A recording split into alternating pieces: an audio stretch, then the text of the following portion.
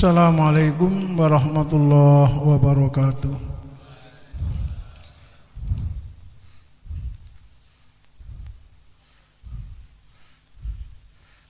Hadis yang ke-30. Saya bacakan, bisa ditirukan. Bismillahirrahmanirrahim. Al-hadisus salasun an Abi Sa'labah Khusaniyi Jursum ibni Nashir radhiyallahu ta'ala an Rasulillah sallallahu alaihi wasallam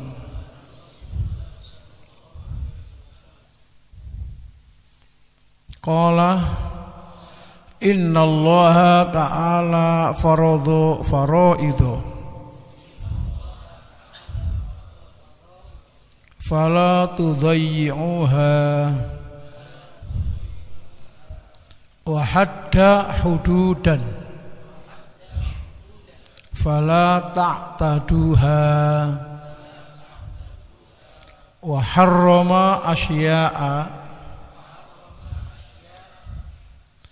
fala tantahuka fala tantahikuha wa sakata an asya'a rahmatan lakum ghaira nisyanin fala tabhasu anha. Hadisun hasanun rawahu Daraqutni wa ghairuhu. Bismillahirrahmanirrahim. Alhamdulillahi rabbil alamin. Allahumma sholli wa sallim ala sayyidina Muhammadin wa ala alihi wa sahbihi wasallama tasliman katsira, amma ba'du. Hadis yang ke-30 ini para salaf mengatakan adalah pokok agama. Pokok. Ya, ada seorang ulama zaman tabi'in, Hasan al-Basri, beliau mengatakan 4 kalimat yang menjadi pokok agama. Kemudian beliau membacakan hadis ini. Innallaha ta'ala faradul faraid fala tudayyi'uha. Sesungguhnya Allah mewajibkan beberapa fardu, maka jangan menyia-nyiakannya. Perintah yang paling tinggi yaitu yang fardu. Jangan sampai ada kegiatan apapun yang mengganggu untuk kita menunaikan perkara yang fardu. Apa contohnya fardu ya? Waktu apa lagi? Apa mas? Puasa Ramadan, apa lagi?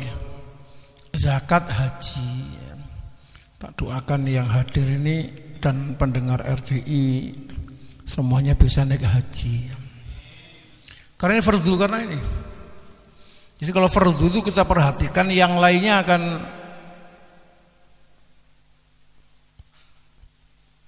nyingkrih sendiri. Apa nyingkrih? Aku mikir tak suwe nyingkrih apa nyingkrih.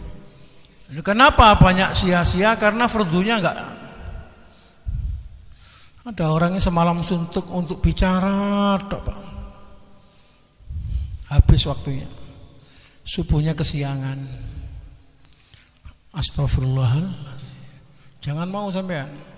Jangan mau. Fardu ini sesuatu yang paling tinggi, itu perintah fardu itu paling tinggi. Fala tudayyi'uha, jangan kau sia-siakan. Jangan sampai meninggalkan perkara fardu itu biasa, kayak gak susah belas, santai ya. Dalam hadis yang lain Rasulullah bersabda, al-mu'min baina hasanatain. Mukmin itu antara dua hasanah. Hasanatun yaqdhiha, kebaikan yang dia kerjakan. Wa hasanatun yantadhiruha, dan kebaikan yang dia tunggu. Setelah sholat zuhur ini kita nanti nunggu sholat apa? Asar. Asar kita kerjakan, terus kita nunggu sholat apa? Terus begitu. Mukmin ini senantiasa dalam dua kebaikan itu. Makanya ada pertanyaan, kenapa hidupnya cuma 60-70 tahun kok di surganya selama-lamanya? Ya karena kalau mukmin itu selamanya hidup, ya dia akan dalam kebaikan terus. Jawabannya begitu.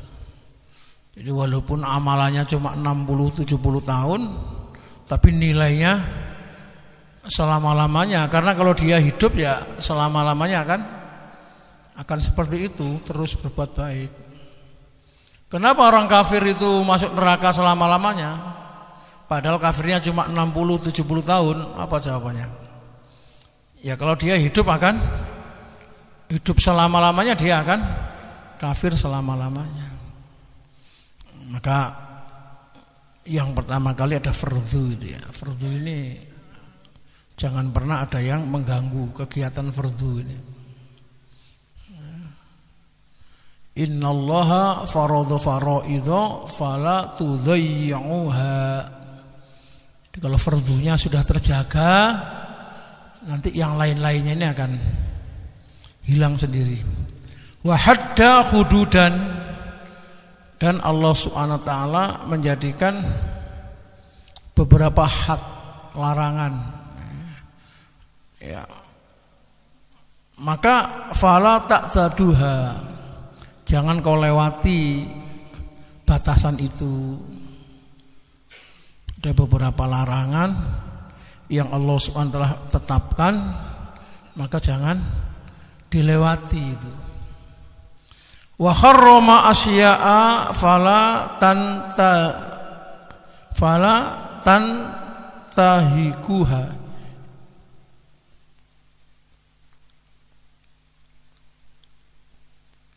fala tantahikuha.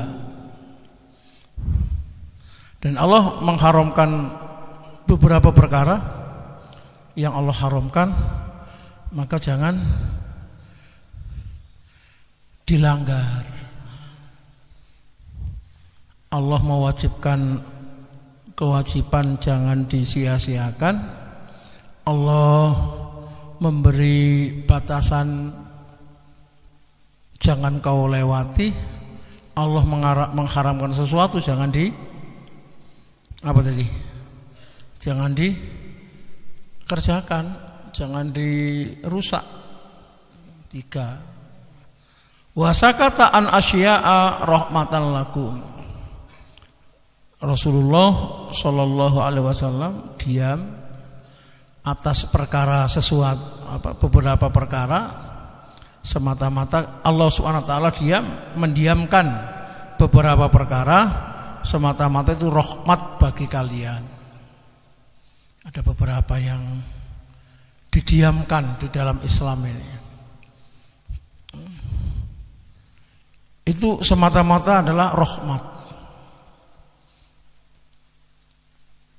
Ghairu nisyanin,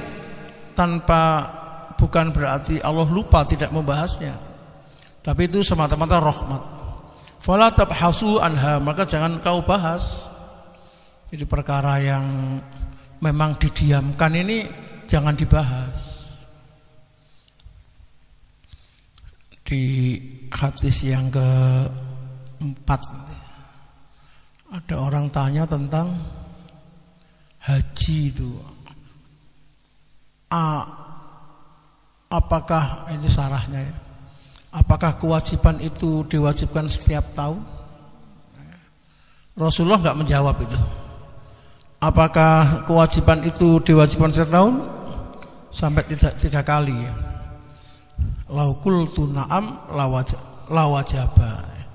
Kalau aku tadi sampai mengatakan iya, itu akan menjadi satu kewajiban. Ya, tidak boleh membahas perkara-perkara yang memang tidak dibahas. Kalau di dalam kaidahnya akidah Thahawi itu ada ilmul maujud, ada ilmul mafqud.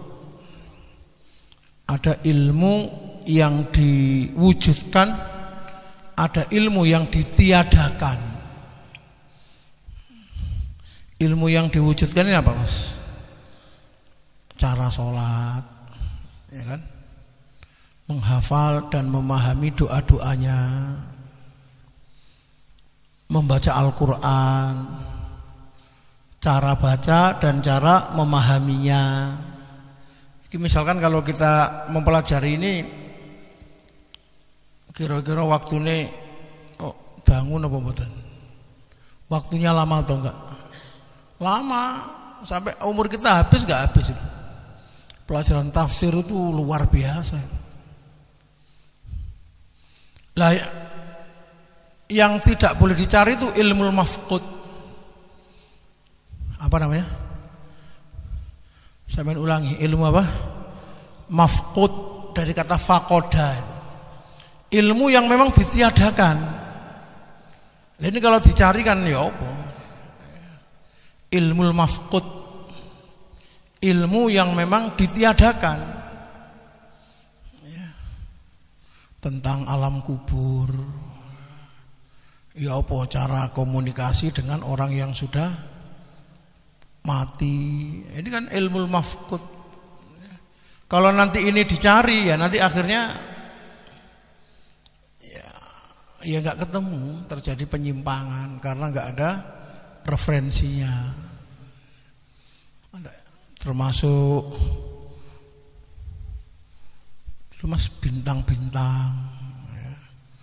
Ada buku tuh, jangan sekali-kali dibaca itu. Judulnya Beta Jemur Ada Makna. Itu ramalan semua itu. Saya pernah baca itu. Saya ngelarang kalau ilmunya belum lengkap. Kalau sudah lengkap nggak apa-apa. Ada. Siapa yang memiliki 2 tali lalat di jidatnya, hidupnya tidak akan pernah sukses. Tak gerayai lho, kok ono andeng-andengi loro aku. Tak suwek langsung, Pak. Ini yang gini-gini ini kan ilmu mafqud. Baca aja sia-sia, apalagi ilmu memang nggak ada ya, percuma. Dan itu banyak itu kelompok-kelompok kajian arbuk, judulnya arbuk. Oh ya apa nah? Arek kuburan. Iki aku ngarang dhewe. Jadi yang dibahas itu waduh ngono Pak. Ya apa iki kolang-kaling dadi emas ya apa carane. Jadi yang dibahas yang gitu-gitu ya terus gimana? Ya kan? Ini mafqud namanya. Ilmu yang memang kalau dibahas ya enggak akan dapat ya.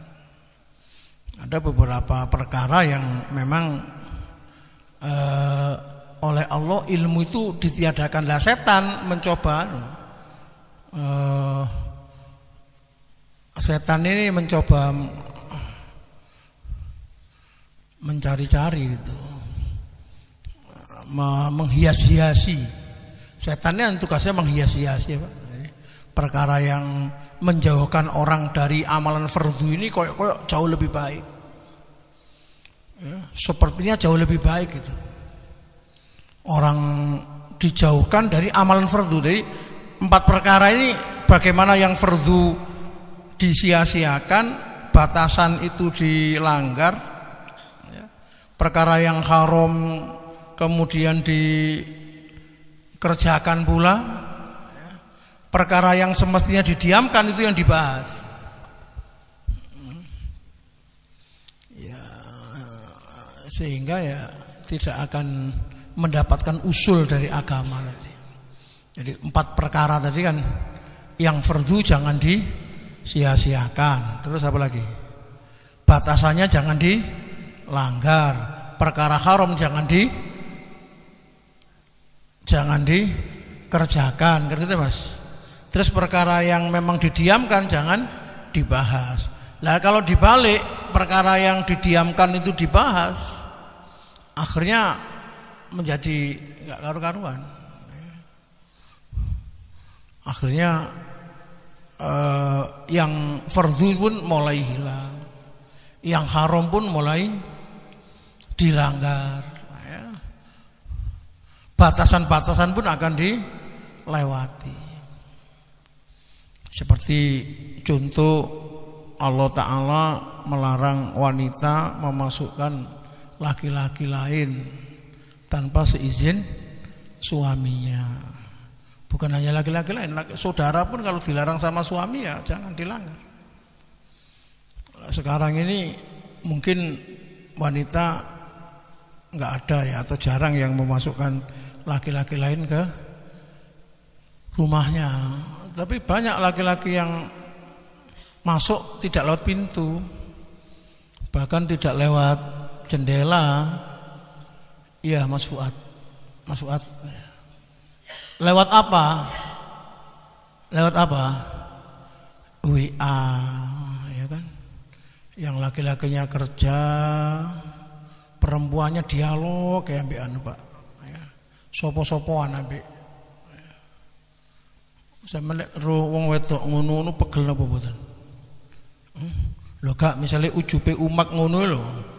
Pegel apa kadit? Pegel nemen apa pegel biasa? Lho sing banter soalnya sing ngrungokno lho iki. Pegel nemen apa pegel biasa? Wah, aku tak elbow Pak ya. Jangan. Jadi enggak memasukkan ke rumah tapi memasukkan, kan masuk rumah itu maksudnya kan komunikasi, dialog. Enggak. Dia memasukkan laki-laki lain lewat. Maka saya tadi punya jamaah Pak, pengajian Raudhatul Ummahat itu. Ibu-ibu itu tak larang yang masang-masang gambar apa Mas, profil ya Mas ya. Ya, jangan ya. Jadi itu termasuk Allah Subhanahu wa taala wa hadda hududan fala taqtaduha. Allah taala membuat satu batasan-batasan yang memang enggak boleh dilewati tapi kemudian dia lewati. Padahal perintahnya fala taqtaduha, jangan kau melewati batasan-batasan itu. Yang sudah ada batasannya jangan. Wa harrama asya'a fala tantahikuha. Sesuatu yang Allah telah mengharamkan, makanya jangan dilanggar. Apa contohnya haram Mas? Contohnya perkara haram apa contohnya? Mabuk, narkoba ya. Kalau yang hadir ini saya kira enggak mungkin itu. Mudah-mudahan Allah menjaga kita ya. Tapi apa yang kira-kira mungkin bagi kita nih atau bagi yang hadirnya apa kira-kira? Yang mungkin riba itu yang paling berat. Jangan dilanggar, sekadit. Asiap. Terus apa lagi? Contoh. Judi enggak judi? Sing ana kote-kotene lho apa kira-kira? Apa Mas? Film porno. Kan ya jelas haram ya jangan. Bener enggak? Ya, jangan sampai ada orang mengerjakan perkara haram sembunyi-sembunyi. Itu ya masih lumayan ya. Yang artinya dosanya masih karena sembunyi kan ya. Yang berarti ini kalau sudah haram dihalalkan dan terang-terangan. Wah ini yang ayahab ilakes. Ini ada orang yang begitu. Terus Allah mendiamkan beberapa perkara itu sebagai rahmat bagi kamu, nggak perlu dibahas. Nggak perlu dibahas. Ada orang bahas perkara yang lucu. Telur sama ayam dulu mana? Telur, ayam. Lah sing ngetokno telur, ayam.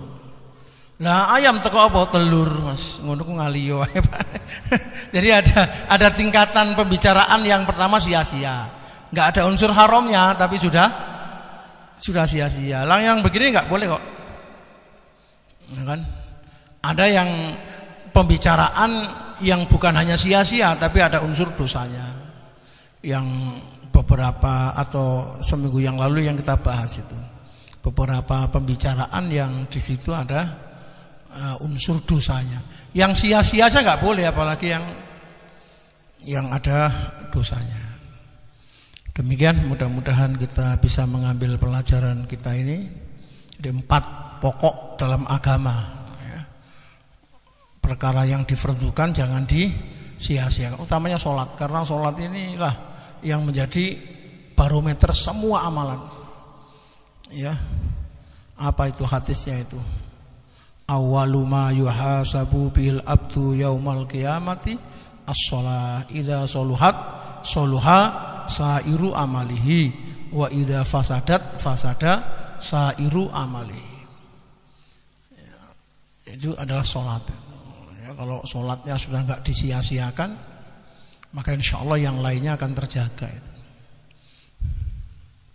Makanya kalau sebelum sholat sudah datang waktunya, sebelum datang sudah disiap, ini masya Allah itu anugerah itu Pak. Menunggu adzan sambil baca Quran. Kenapa urutannya ini di sini yang fardu? Ya memang kalau yang fardu ini dikerjakan, tidak disia-siakan, maka yang bawahnya akan selesai. Kenapa kita kok masih mengerjakan perkara yang diharamkan? Berarti yang harus diperbaiki yang mananya? Sholatnya. Mana dalilnya? Inna sholata tanha anil fahsyai wal munkar. Jadi karena sholat itu kalau dikerjakan terus baik, ya nanti yang fahsya dan yang mungkar itu akan tercegah. Luar biasa memang ya, urut-urutannya ini sudah luar biasa. Tapi kalau sudah sholatnya disia-siakan, ya, maka setan itu kan berupaya sangat itu. Bagaimana sholatnya orang muslim ini sia-sia. Wis gak usah nang masjid, wis nang omahe. Ya. Setelah di rumah wis iku sing salat mek maghrib tok sugih kok. Lah kon lengkap gak sugih-sugih kon. Itu bisikan siapa itu? Bisikan siapa itu? Lho gak sing ngomong mang lho sapa kok setan-setan. Jadi setan ngono. Jadi setan ngono, setan sojok wis ngadit wis. Salat kan nomor 2. Ada orang yang guyon begitu ya. Salat kon nomor 2. Ya jangan, salat itu nomor 1, syahadat juga nomor 1. Harus di nomor 1-kan. Oke, ada waktu beberapa menit, ada yang bertanya, dipersilakan. Yeay. Gimana?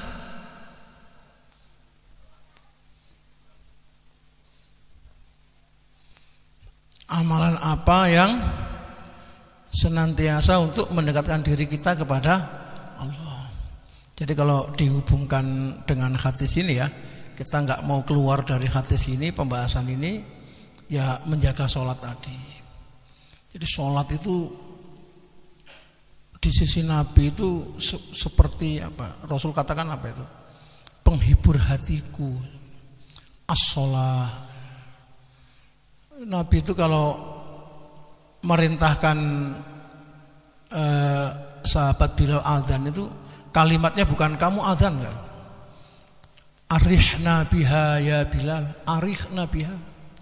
Istirahatkan aku dengan sholat. Jadi itu berarti Rasul menyuruh apa? Adzan. Arihna biha. Jadi kenapa sholat ditaruh yang paling tinggi? Ya karena memang dengan menjaga sholat itu pasti kita akan dekat kepada Allah. Arihna biha. Lah adapun orang-orang kita sekarang ini bukan dengan ucapan tapi dengan perilaku itu seolah-olah mengatakan begini, arihna minha. Istirahatkan aku darinya. Jadi ono adzan lho, tas adzan kok adzannya sih rek. Susuwe arek. Lah kamu tadi sudah sholat belum? Nah, jadi seolah-olah ya wis berat. Lah sebetulnya ada satu juga ungkapan ya, membawa sifat-sifat sholat di luar sholat, yaitu berzikir, zikir ya, senantiasa untuk berzikir. Tapi kadang-kadang setan itu menggoda begitu Pak, semalam suntuk zikir, bagus nopo bagus, semalam suntuk zikir terus, bagus nopo bagus, terus subuhnya kerinan, bagus apa kadit. Setan gudo, zikir cek dadi wali, zikir cek dadi wali. Ternyata subuhnya ketiduran. Ya, tertipu dia itu. Wong dalam hadis itu kalau sholat subuh berjamaah dapat pahala seolah-olah sholat semalam. Sampean mau enggak tidur dinilai zikir, mau apa enggak? Tak ajarkan purun apa mboten? Ya sebelum tidur kita wudu dulu, ya kan? Baca surat Al-Mulk, ya kan? Baca Al-Fatihah, Al-Ikhlas, tidur tapi seolah-olah dia dalam keadaan berzikir. Makanya ilmu itu luar biasa Pak. Orang berilmu itu kadang-kadang amalannya kayak gak ngoyo tapi sakjane amalan kabeh itu. Amalan kabeh. Semua yang dia kerjakan ini sebetulnya dia telah memahami benar bahwa semata-mata untuk mendekatkan diri kepada Allah. Maka kalau pembahasan di luar hadis ini semestinya perkara yang senantiasa mendekatkan diri kepada Allah dan Rasulullah itu adalah majelis ilmu. Paling tinggi itu majelis ilmu. Mudah-mudahan urusan kita dimudahkan Allah Subhanahu wa taala. Di antara kita ada yang sakit diberi kesembuhan oleh Allah Subhanahu wa taala. Bismillahirrahmanirrahim. Alhamdulillahirabbil alamin. Allahumma shalli ala sayyidina Muhammadin wa ala ali sayyidina Muhammad. Allahumma ighfir lana dzunubana wa liwalidina warhamhum kama rabbawna shighara. Allahumma ighfir lana dzunubana wa liwalidina wa limuallimina wa limasyaykhina li azwajina wa li auladina wa liman ahsana ilaina jamil muslimin wal muslimat wal mu'minin wal mu'minat al-ahya'i minhum wal amwat. Allahumma hdina dibna waj'alna sababan liman ihtada. Allahumma qfina bihalalika an haramika wa aghnina fadlika amman siwak. Allahumma as'aluka sihhata wal iffata wal amanata wa husnal khuluq wa ridha bil qadar. Rabbana atina fid dunya hasanah wa fil akhirati hasanah wa qina adzaban nar. Subhana rabbika rabbil izzati amma yasifun wa salamun alal mursalin. Alhamdulillahi rabbil alamin. Kita tutup dengan doa kafaratul majelis. Subhanakallahumma wa bihamdika asyhadu an la ilaha illa anta astaghfiruka. Assalamualaikum warahmatullahi wabarakatuh.